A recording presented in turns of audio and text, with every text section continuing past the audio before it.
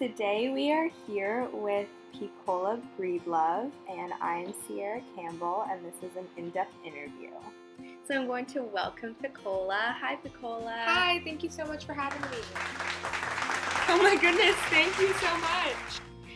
So yeah, of course, your book that Tori wrote about you is so inspiring, and so I just have a couple questions for you. And the first one is, do you know Toni Morrison personally? Have you met her a couple of times? And why do you think she wrote this book about you? Yeah, I met with Toni Morrison a handful of times. I think the reason Toni wrote about my story is because, as she said, a quote, I write for Black people. I am obviously an African American woman, and so is she, and throughout my early life, I've suffered through many unfortunate events, which were all outlined in the book. Okay, so just for people and in the audience who haven't read the book, do you think that you could maybe just go more into depth about your life experiences, just some things that are inside of the novel? Yeah, of course. I was raised very poor. I was 11 right after the Great Depression, which makes me very old now. You don't look a day over 50. Thank you, but as I was saying, my mother lived in her own world, which I don't really blame her for. My father was both mentally and physically abusive towards everyone in my home, and especially me, and I feel that was really significant to why I fell into a deep depression and why I became so obsessed with being white, because in my mind at the time, white was equal to beauty and happiness. Do you think that if your family was stronger and reinforced positive messages in your head, you would have been more confident being a Black woman?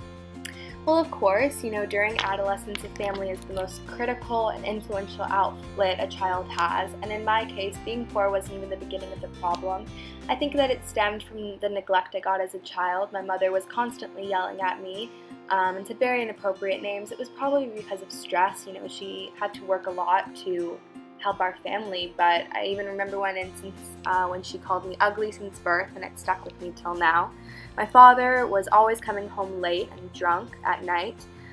He sexually assaulted me and my mother, hitting us and calling us names, especially me, very degrading names, and it really took a toll on me and my self-esteem.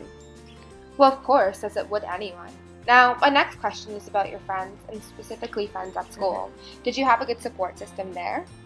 Well, I wish that the answer to that would be yes, but unfortunately no. I did have two friends, Claudia and Frida, but the issue was I saw them as better than me as well. They had a much more loving family.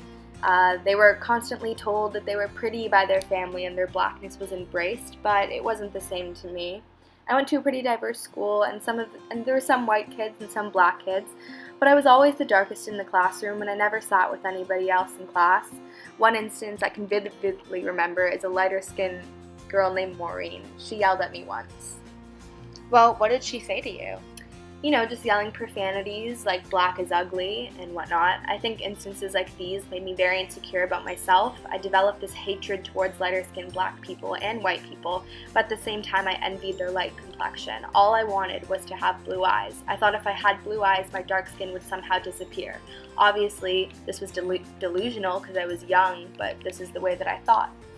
And to conclude this educational interview, I wanted to ask you about the time period that you lived in and how this helped shape your perception of skin color. Well, in the 40s, there was racial segregation and racist people roaming around freely and being as racist as they pleased. Long, wavy blonde hair, ocean blue eyes, and alabaster skin was considered to be classic beauty, and being a dark-skinned, curly-haired, brown-eyed girl like myself was difficult. Not having the media portray Black women as equally as beautiful as white women was a great contributor as to why I hated the skin I was in. So basically what you're saying is that beauty standards at this time were unattainable for a Black woman living in 1941. Exactly, unfortunately. Well, I want to thank you again for coming and speaking upon the novel The Bluest Eyes, written by Toni Morrison, and how it outlines that your insecurity and want for the bluest eyes derived from family, friends, and white beauty standards set in the 40s. Thank you for having me. Thanks.